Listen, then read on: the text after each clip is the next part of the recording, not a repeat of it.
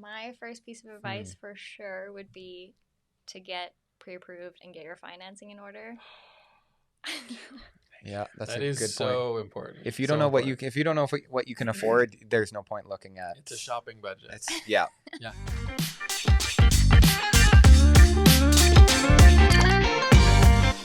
Hey everybody, it's Jared Chamberlain with the Chamberlain Real Estate Group, and tonight we are live in our studios. I mean, it feels late because it's 5:30. We're usually doing this during the day, but we are here. We have a fantastic couple with us, a young couple, a wonderful couple. They are here.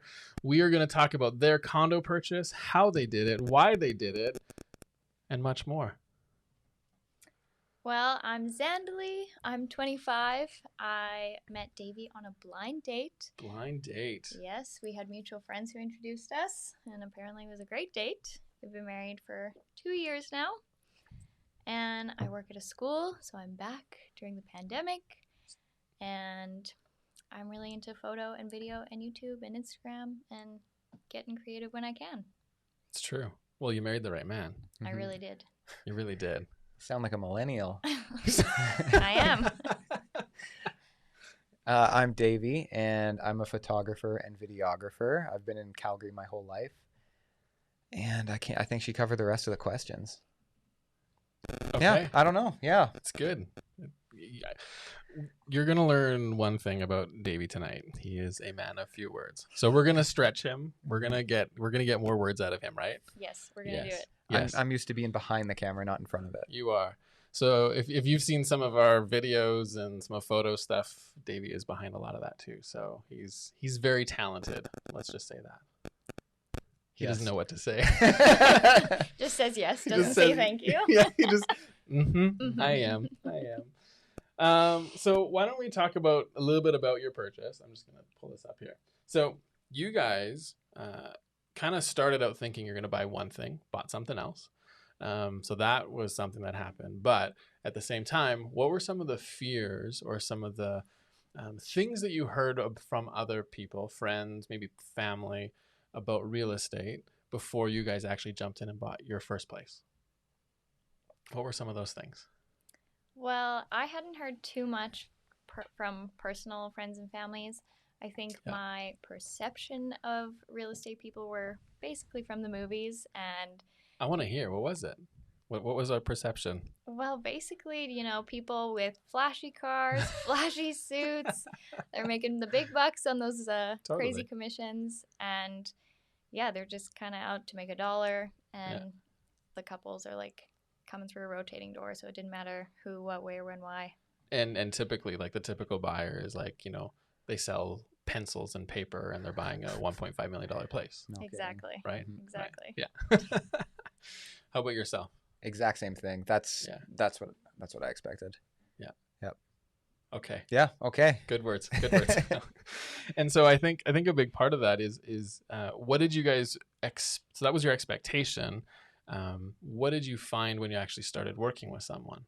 What was different? What did you come up across with that?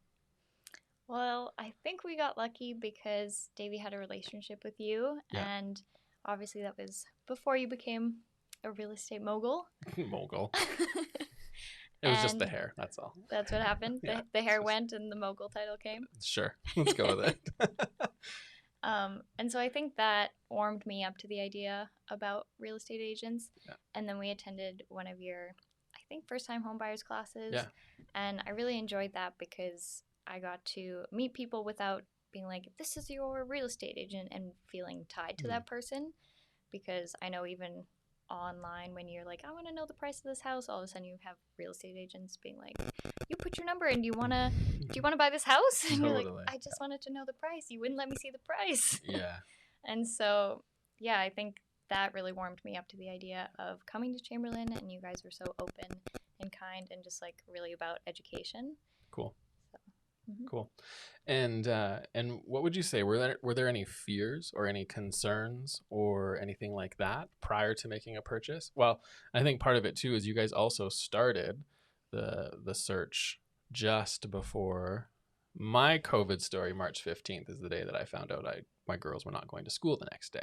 Yes.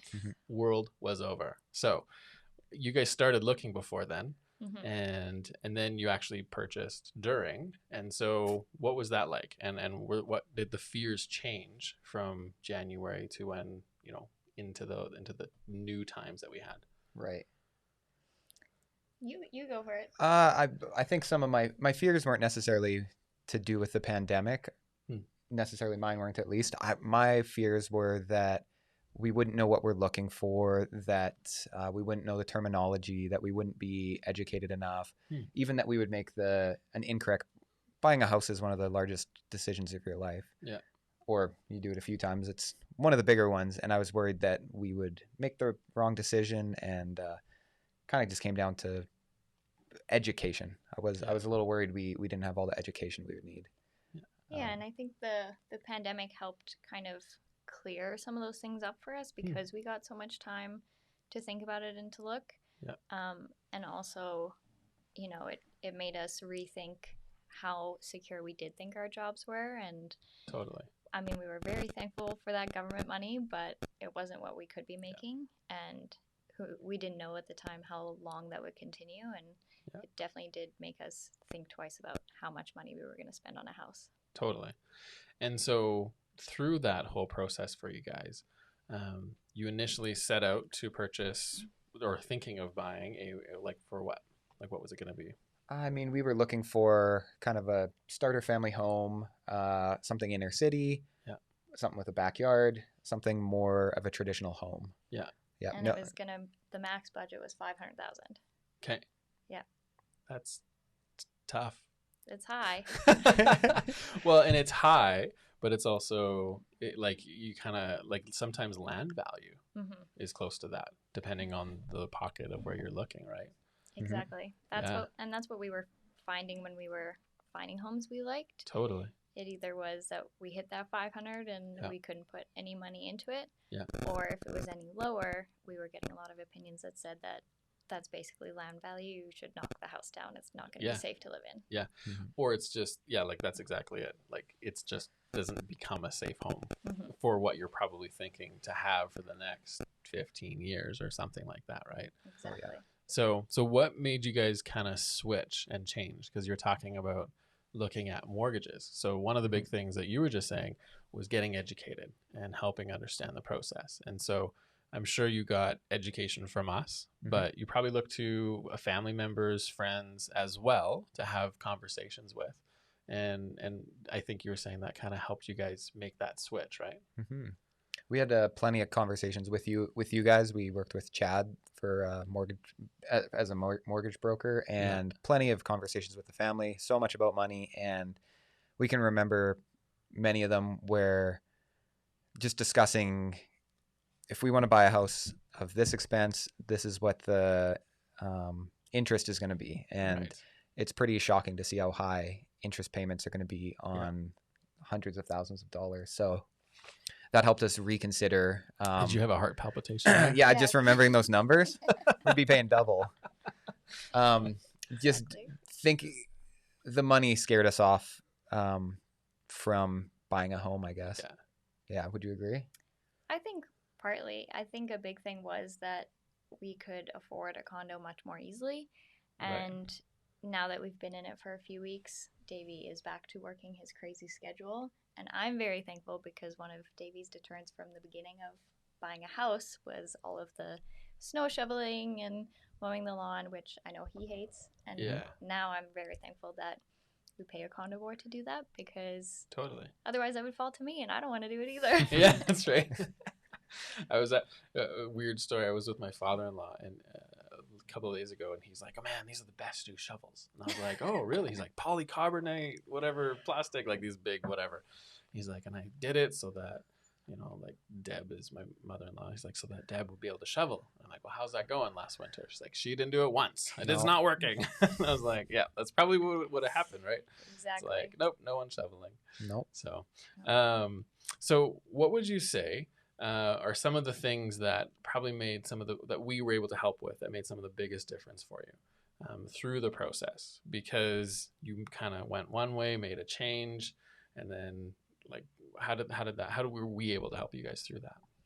I think for me, the biggest thing was patience. Simi was our realtor, and I felt not any pressure from her. Yeah. She was very patient, and when we changed our minds or when we didn't want to make an offer after viewing a house a couple times, I was very thankful that she was very understanding and just kept asking, like, do we still have the criteria you're looking for?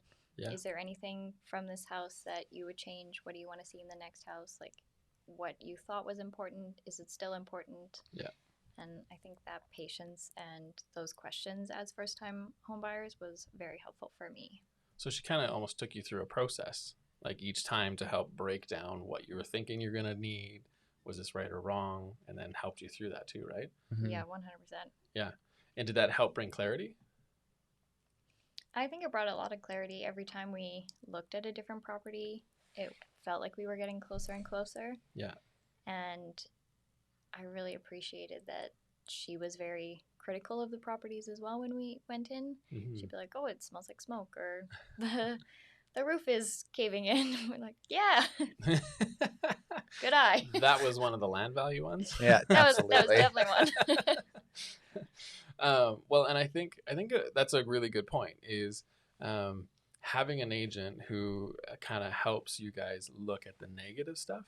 Because when you're buying a house, it can be very emotional, and you can be very emotionally bought into the process and fall in love with that house, right?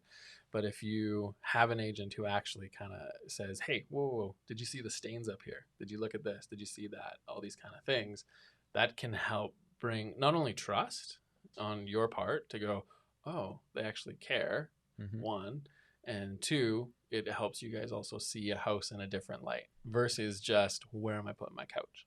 Is the TV going to fit here? Those kind of things. Would you agree? Absolutely. Completely agree. Yeah, I was definitely the emotional one. I cried a few times. I was like, but I pictured our life here. And Dave was like, well, it's a lot of money.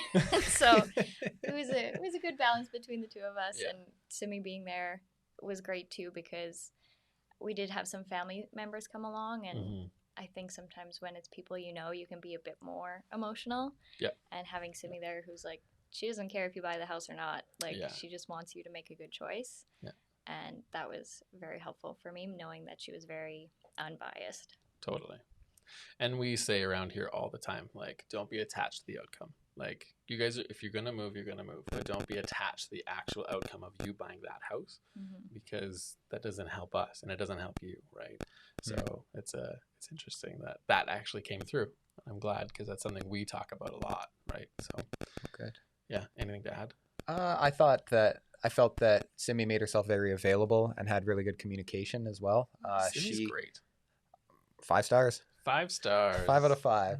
A lot of times she went above and beyond, and we'd have a question about a condo board or parking situation or something, and she would look into that and get back to us pretty promptly. She made herself available on evenings and weekends and worked around our schedule. Yeah. No, that's cool. Very cool. So what would you say, and what would you tell to someone who is potentially watching? What would you say to someone who is in a similar situation, who is kind of considering purchasing their first home or is in the process of saving for their first property? What advice would you give them now that you've gone through it once? And let's start there. What advice would you give? My first piece of advice for sure would be to get pre-approved and get your financing in order. Yeah, that's that a is good so point. Important. If you don't know what you can afford, there's no point looking at. It's a shopping budget. Yeah. I have to admit though, we still don't know what we're pre-approved for. But I feel like it did make the process a little bit more frustrating, because we're like, well, we think we can, like, based on what the numbers we've heard, we think this is right. But Davey as a freelancer, it's a little bit tough to get those numbers in. Self-employed, Yeah, so we still don't have last year's taxes, so we have no idea what we're pre-approved for. But we were lucky enough to have a really big down payment. Yeah. And I think that's good on you guys. Like, you guys saved a ton, like, for a long time. Not like a ton of money, but just like for a long time you guys saved. And I think that's really impressive. So good job. Yeah, so I think that's my number one piece of advice. What about you? I'm trying to save a lot of money. we found making a list of must-haves and don't wants in a house helped us. Yeah. And we often referred back to that list of how important it, kind of ranking where everything is on a spectrum and how what can we give up and what kind of compromises can we make in a home. So here's a follow-up question to that, because you guys did save a lot of money as a down payment. Right. Not everyone can do that. And working kind of as a teacher and working as a video guy, videographer, what's your official title? Freelancer? Artist. You always storyteller. Artist. I feel like you're more like an Instagram mogul yourself. You know, call me what you want. Just go check out Davy Gravy. Just look it up. You'll be impressed. I promise you. But how did you guys save up so much money? Because I feel like that is a massive barrier for a lot of people to get into a property, even to save up 5, 10, 15,000 to come up with that down payment. What advice do you have for individuals who are in their 20s? Because you've done that. How did you guys do it? Marry rich. No, I'm just Marry kidding. rich. Yeah. Just kidding. That was my advice too. So we've been married for 2 years. Yeah. Davey did. He's obviously older than I am. Obviously, but It's the beard. it's the beard. Yeah. COVID beard. So he did have quite a bit of money saved up when we did get married, but when we got married too, we decided to live off of one income. Smart. So we lived off of mine because we knew exactly how much money would be coming in every month, and we knew what we would be working with, and so we planned our monthly expenses around that. And if we had to make cuts, we did, and we were able to save all of Davey's salary for 2 years. Very cool. We made some sacrifices. We lived in not the best apartment, so we could save an additional couple $100 a month. We chose to just cut our spending in areas that weren't of value to us. What else can you think of? So really being clear on what is of value and what's not of value for you. Absolutely. Right. Yeah, and then even when with the money that we did have, we did our best to put it in TFSAs and larger high income savings, so that money works for us. Totally. And so then in your TFSA, did you guys self-manage it? Mine was self-managed, and Davey already had his with an investment thing. Yeah. Cool. That's amazing. Yeah. Very cool. So I think, that piece of advice alone, I think that's huge, because I think there's so many of you guys out there that are trying to save up for that down payment and find that hard. Because I hear that all the time. It's like, how do you get a down payment, right? And I think sometimes you just have to sacrifice. Sometimes you have to. I think money will flow where your intention is, and if your intention is to save, then it'll work, right? I think that's fair to say. I agree. I definitely agree. So what would you say to someone who's also in your position, who is ready to purchase a home, and why choose an agent, and why should they consider maybe working with Chamberlain Group? Well, I definitely think people should consider working with Chamberlain because we felt very valued as individual people. We didn't feel like a number on a paycheck or a client to tick off. And we appreciated all of the education we received. I have learned a lot of terms that I did not know before. And I do feel very comfortable now talking about all of those terms in house buying jargon. So I appreciated all of that and the resources that Chamberlain offered to help us get to that point. Cool. And what was the other part of the question? The first part? Choosing an Why agent. would you choose an agent? I was like, I forgot. I mean, the agent is the expert. The agent with us, our agent, Simi, was able to provide us house listings to answer all of our questions at a moment's notice, walk us through stuff. It would have been far more difficult for us to just look for it on our own. Yeah, she set up this. I didn't know the software existed, but apparently people who have bought houses know it exists. But she set up that search thing for us, so every time a new listing came up, it came right to our inbox. So it was really easy to look at what was available in the criteria we chose. Totally. And when we were touring houses, she knew kind of what to look for. She knew a lot about the neighborhoods. She was just knowledgeable when we were viewing the homes. Nice. Yeah. Well, I want to thank you guys for coming in. Thank you for spending your evening and dinner So speaking of dinner, where are you guys going for dinner? Because you said you're going out. I want to know because you guys are in the know of all this stuff. So if you're gonna suggest a ramen place, because that's where you're going, Yes. where are you gonna suggest? So anyone who knows us knows we love to eat, and we definitely love to eat ramen. Yeah. We just discovered a new place. I don't know how to pronounce it. It's not far from here. It's very Japanese sounding though. Is it Akusa? I think so. Oh, If you've ever been to Tokyo Street Market, it's their sister company. brilliant. Yep. It's Akusa in Bridgeland. Izakaya. Yeah, it's in Bridgeland. Oh. Tuesday night, their ramen's half off. So it's $4.50. And that is how you save up for a down payment. That's how, guys. That's awesome. Well, I want to thank you so much for coming in and spending this time with us. And thank you for all watching. And if you have questions for them, I'm sure you guys will be able to reach out in the comments. And if you have any questions for us, direct message us, put them in the comments, whatever it is. But we're here to help you guys figure this out. So on that note, have a wonderful evening, and we'll talk to you guys later.